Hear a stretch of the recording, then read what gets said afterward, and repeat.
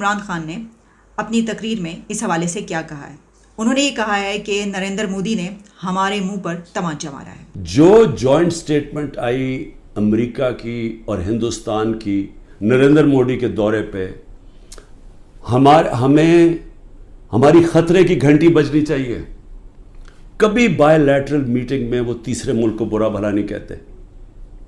उन्होंने नाम लेके कहा कि पाकिस्तानी दहशतगर्दी कर रहा है। तो खान साहब, आप भूल रहे हैं, अभी ये 14 महीने पहले की बात है जब आप तशरीफ़ लेकर गए थे। प्रेसिडेंट ट्रंप उस वक्त थे, अमेरिका के प्रेसिडेंट। तो एक उस दौरान भी आपके दौरे हुकूमत में भी एक स्टेटमेंट ऐसी आ चुकी है। उसमें भी पाकिस्तान को इसी तरीके से कहा गया था कि ये जो दहशतगर्दी हो रही है इसको रोका जाए, और ये दहशतगर्दी करा रहा है दूसरे मुल्कों में और इसको मिलकर। और ये सिर्फ एक दफ़ा नहीं हुआ, एक जगह पर नहीं हुआ, ये कई एक ऐसे फोरम्स पर हो चुका है कि जहाँ पर इंडिया होता है और जो इंटरनेशनल फोरम से वहाँ पर ये आवाज़ उठाता है। ये जो स्टेटमेंट आई है, जॉइंट स्टेटमेंट अमेरिका ने दी है, इंडिया ने दी है, दो कंट्रीज ने ऑफिशियली डिक्लेयर किया है कि पाकिस्तान से टेरर निकलती है।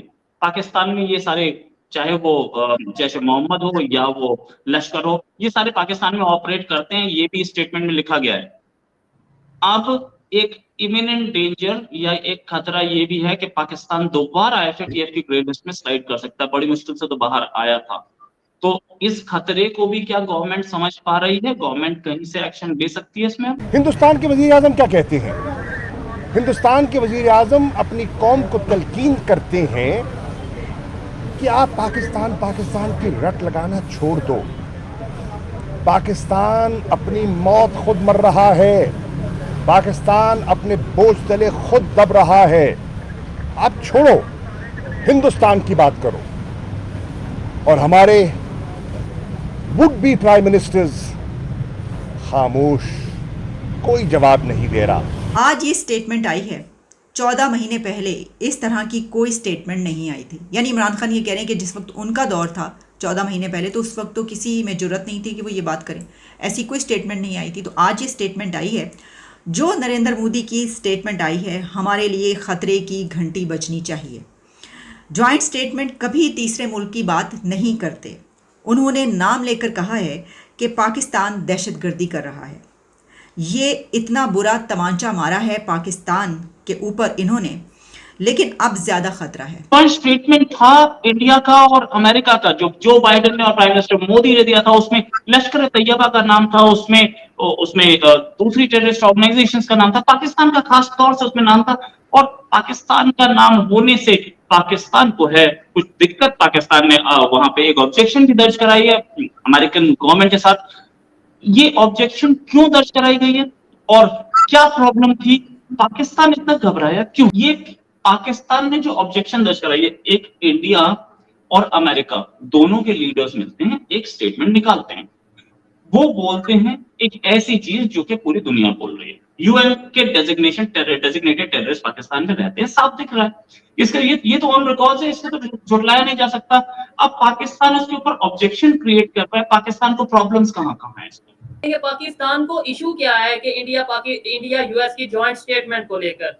देखें, मुझे भी ये बात समझ में आती है। अब इतनी अकल तो मुझे भी पाकिस्तान के एज ए पाकिस्तानी यूथ ये चीज मुझे समझ आ चुकी है कि पास्ट में हमने बहुत सी ऐसी मिस्टेक्स की। और ये बात मैं नहीं कर रहा, हमारे पॉलिटिशियंस कर चुके हैं, हमारे जर्नैल ये बात कर चुके हैं कि पास्ट में हम बहुत सी ऐसी जंगों का हिस्सा बने जो कि हमें नहीं बनना चाहिए था। बहुत से ऐसे ग्रुप को हमने ट्रेंड किया जो कि हमें नहीं करना चाहिए था। अभी भी बहुत से ऐसी ऑर्गेनाइजेशंस हैं जो इंटरनेशनल लेवल पे बैन है, लेकिन पाकिस्तान में उनके जो सरगना हैं, जो उनके मेन हेड हैं, वो पाकिस्तान में मौजूद है। मैं नाम किसी का नहीं लूंगा इस तरीके से ओपनली, लेकिन पूरी दुनिया को पता है। अब अगर हमारा कोई मिनिस्टर, हमारा प्राइम मिनिस्टर हो, हमारा फॉरेन मिनिस्टर हो या कोई भी मिनिस्टर हो, ये इशू उठा दे कि भाई इंडिया यूएस की जॉइंट स्टेटमेंट एक बिल्कुल जो सी है फजूल स्टेटमेंट है, इसका कोई सर पांव नहीं है, तो देखें कि मैं अपने आप को बेवकूफ बनाऊंगा, हमारे मिनिस्टर अपने आप को बेवकूफ बनाएंगे। इससे तो पूरी दुनिया में ये चीज क्लियर हो चुकी है। अगर मेरे से एज ए पाकिस्तानी कोई ये सवाल करता है कि भाई आप बताएं, आप कहते हो कि पाकिस्तान में टेररिज्म नहीं है, पाकिस्तान में टेररिज्म की जड़ें मौजूद नहीं है, तो फिर ये उसामा बिन लादेन यहाँ जो कि वर्ल्ड का मोस्ट वांटेड टेररिस्ट था, वो पाकिस्तान में कैसे पाया गया? तो मैं क्या जवाब दूंगा? मैं आए बाएं शाएं करूंगा, नहीं जी वो तो ये है, नहीं जी वो तो वो है, वो तो साजिश है। देखें, फिर उसके बाद मुझे ये पूछा जाएगा कि अगर हाफिज सईद की बात करें, इंटरनेशनल लेवल पे उन्हें टेररिस्ट डिक्लेयर किया गया है, इवन पाकिस्तान ने भी उन्हें बैन किया हुआ है, नजरबंद किया हुआ है, उनकी पार्टी को बिल्कुल जो है बैन किया गया है। इसका मतलब कोई ना कोई इशू तो है उनके अंदर। तो मैं उसका क्या जवाब दूंगा? मैं फिर करूंगा वो जी ये तो इंडिया की साजिश है, वो जी वो मुसलमानों के अगेंस्ट है।